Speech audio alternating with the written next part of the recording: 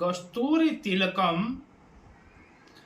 ललाट पटले वक्ष स्थले कौस्तुभ्यम नासाग्रे नवमोतिकम करतले वेरुणम करे कंकणम सर्वांगे हरिचंदनम सुविमलम कंठे च मुक्तावलिम गोपैश्री परिवेष्टितो विजयते गोपाल चूड़ामणि करार बिंदेन पदार बिंदम मुखार बिंदे विनिशयन्तम वटस्य पत्रस्य पुटे श्यान बालम मुकुंद मनसा अस्मरामि। पिछले वीडियो में हम सभी दुर्गा सप्तशती के बारे में कुछ समझे थे। इसके बारे में कुछ और समझने की कोशिश करते हैं। लक्ष्मी आराधना के लिए दुर्गा सप्तशती के पाठ का बहुत महत्व है। यानी लक्ष्मी की आराधना करने के लिए, लक्ष्मी जी को प्रसन्न करने के लिए दुर्गा सप्तशती का पाठ करना यह बहुत महत्वपूर्ण स्थान रखता है।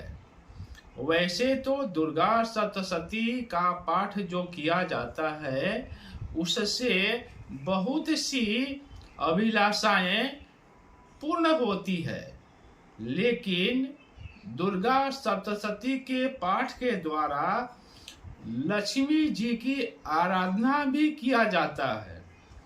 श्री दुर्गा सप्तशती के जो 13 अध्याय हैं उनका अलग अलग महत्व होता है।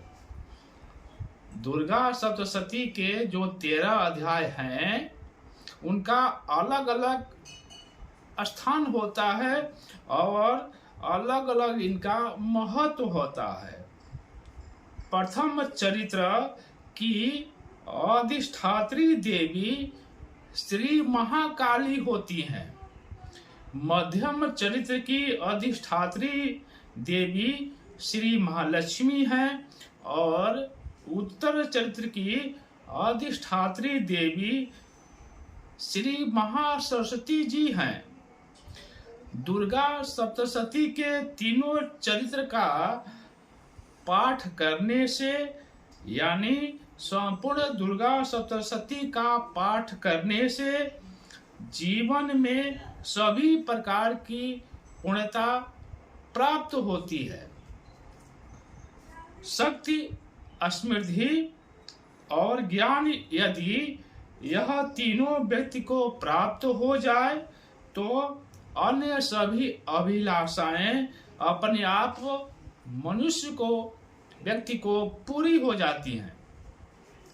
लक्ष्मी जी की कृपा प्राप्त करने के लिए महानिशा, जो दीपावली में महानिशा की रात्रि होती है, उससे अच्छा कोई पर्व समय नहीं होता है। अतः दीपावली पर दुर्गा सप्तशती के चतुर्थ जो अध्याय हैं, यदि उसका पाठ कम से कम 9 बार किया जाए तो श्री महालक्ष्मी जी प्रसन्न होकर के उस व्यक्ति की, उस साधक की मनोवांछित अभिलाषाएं पूर्ण करती हैं। वैसे तो दुर्गा सप्तशती का पाठ नवरात्रि में भी करनी चाहिए, क्योंकि महाकाली, महासरस्वती और जो महालक्ष्मी जी हैं वह तीनों देवियों की कृपा प्राप्त हो जाती है।